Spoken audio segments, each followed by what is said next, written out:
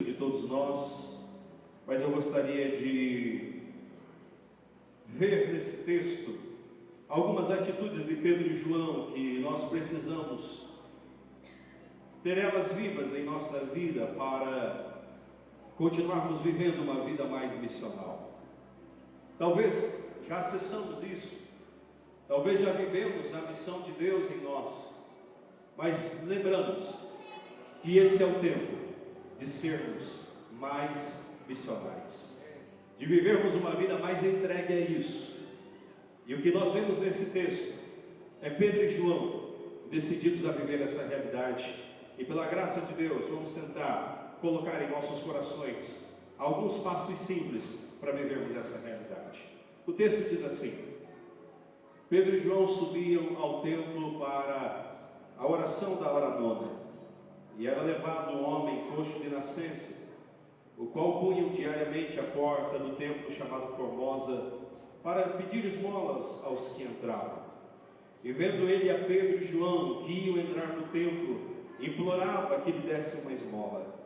E Pedro, fitando juntamente com João, disse: olha para nós. E ele os olhava atentamente, esperando receber alguma coisa.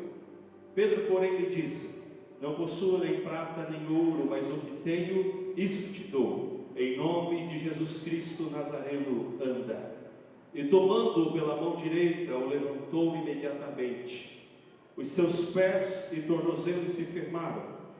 De um salto se pôs em pé, passou a andar e entrou com eles no templo, saltando e louvando a Deus.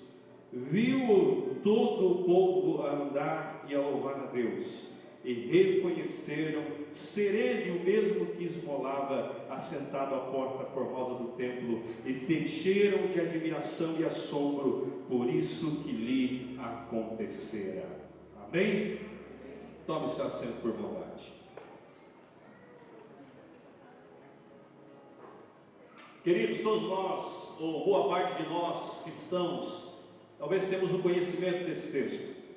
Após a ascensão de Jesus, os discípulos são capacitados pelo Espírito Santo, que vem como um revestimento sobre a vida deles, promessa de Jesus Cristo de que não os deixaria só, mas que enviaria sobre eles o Espírito Santo, que os capacitaria para o cumprimento da missão.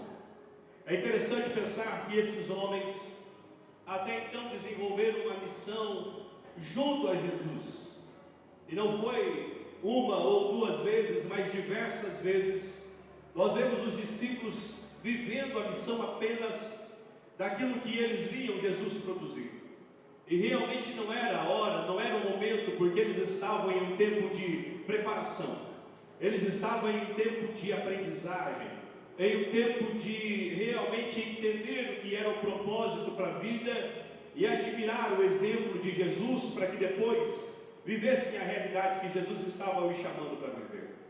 Mas nós temos agora o livro de Atos começando, e a partir do capítulo 2, nós temos os discípulos vivendo a realidade de que era hora de eles encarar a missão, era hora de eles assumirem essa realidade, era hora de eles entenderem que foram chamados, vocacionados, e de que aquele mestre da Galileia que os chamou para ser seguidores, e que agora havia sido assunto aos céus, havia passado para eles uma grande missão, e que agora eles não eram apenas homens qualquer daquela região, mas eles eram seguidores de Jesus, portadores do Evangelho, manifestantes do reino de Deus, e deveriam viver essa realidade naquele tempo, com a estrutura que tinham, com a demanda de recursos que possuíam, e no lugar onde estavam.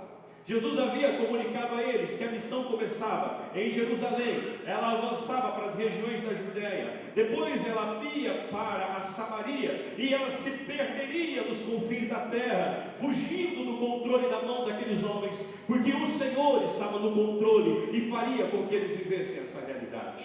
Mas aqueles homens precisam começar se entregando, precisavam de um tempo, de um dia, de um momento, de uma hora, em que eles iriam viver aquela missão e decidir se entregar e fazer com que ela não ficasse distante, não ficasse apenas nas experiências com Jesus, mas se tornasse algo do dia a dia, da vida, do tempo em que eles estavam vivendo. E esse dia chegou. Os discípulos começam a viver isso no cenáculo. Quando eles estão lá recebendo o batismo com o Espírito, há um movimento no cenáculo. E quando há esse movimento no cenáculo, fora do cenáculo há questionamento, há perguntas. O que essas pessoas estão vivendo? O que eles estão experimentando? O que está acontecendo com eles? E quando os discípulos percebem isso, os discípulos se põem à porta do cenáculo e começam a explicar para aquela multidão tudo o que estava acontecendo com eles, o que eles estavam acessando, o que eles estavam experimentando de Deus e o que Deus havia revelado no mundo. E enquanto eles explicavam isso, as pessoas se rendiam diante do Senhor. E o texto de Atos 2 vai dizer que aquele dia quase 3.000 se renderam diante de Cristo. Sabe por quê? Porque os discípulos de Jesus se propuseram a responder os questionamentos da sociedade. Primeira coisa que nós precisamos seguir dos discípulos de Cristo, que representa a igreja primitiva, é que nós precisamos ser uma igreja preocupada em responder às demandas que estão em nossa volta. Precisamos estar atento aos movimentos que acontecem na cidade, que acontecem no trabalho, que acontecem na família, os questionamentos que envolvem as pessoas. Elas estão inquietas, elas não sabem para onde vão, elas estão confusas. Se nós como igreja nos levantarmos para viver uma vida mais missional e começarmos respondendo esses questionamentos a partir da perspectiva do Evangelho, eu tenho certeza de que Cristo se revelará, vidas serão transformadas, corações quebrantados, e o Evangelho será propagado para a glória de Cristo Jesus. A igreja precisa se levantar nesses dias respondendo a esses questionamentos. O segundo passo que eu vejo é no início do capítulo 3, porque nós temos Pedro e João vivendo uma vida de oração.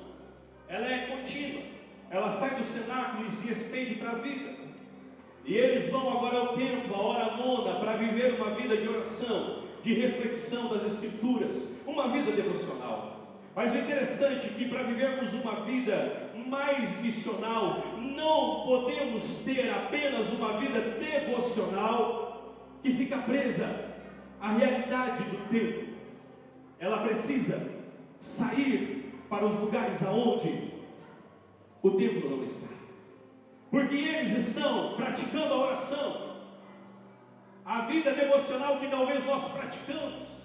Mas às vezes o que nos falta é a prática que esses homens tinham. Às vezes somos homens de oração, de leitura, de estudo das Escrituras, mas o que nos falta às vezes é vivermos isso em ambientes em que nós não temos a estrutura religiosa pronta e colocada. Pedro e João estão indo para o templo. Eles não haviam adentrado ainda, eles não haviam dobrado os joelhos ainda, eles não haviam começado a oração ainda, eles não haviam entrado na liturgia religiosa da época ainda, mas na porta do templo, antes da estrutura, antes do local religioso, a vida devocional, a entrega, a experiência, aquilo que eles estavam vivendo com Deus, fluiu de uma maneira tão grande que impactou a vida daquele homem, trouxe a ele cura, trouxe a ele transformação, trouxe a ele uma vivência com o Espírito que ele ainda não tinha vivido.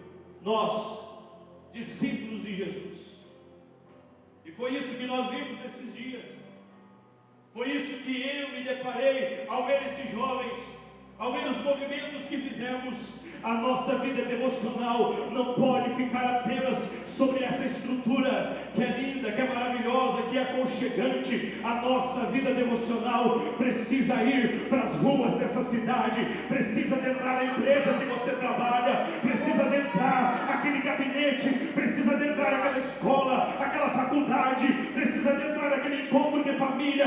Lá essa vida devocional precisa fluir, e lá o Espírito precisa tocar alguém, e esse alguém será tocado através de você, através da sua vida, através da sua história, através da sua experiência.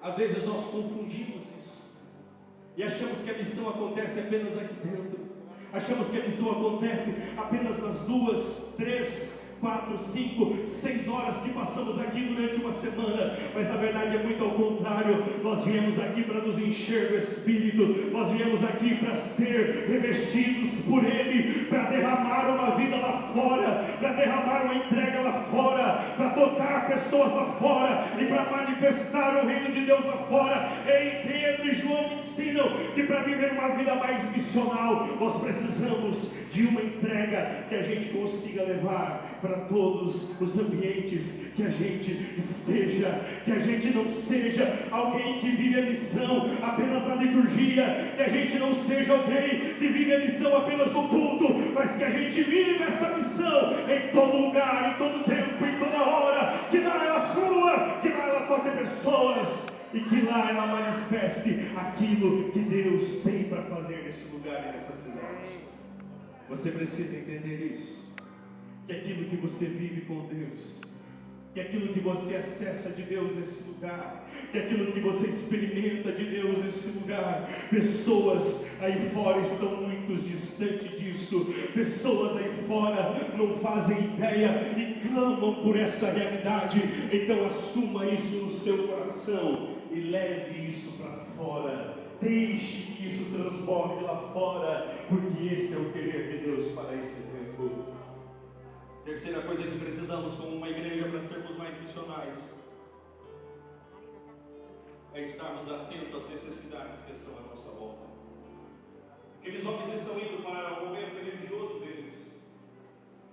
É o momento da oração, é o momento de se encontrar com Deus. Talvez uma agenda corrida exigia deles cumprir o horário da oração. O momento de orar é esse, a hora marcada é essa. Tem tempo para iniciar. Mas quando eles estão passando pela porta, eles são abordados. E ao serem abordados,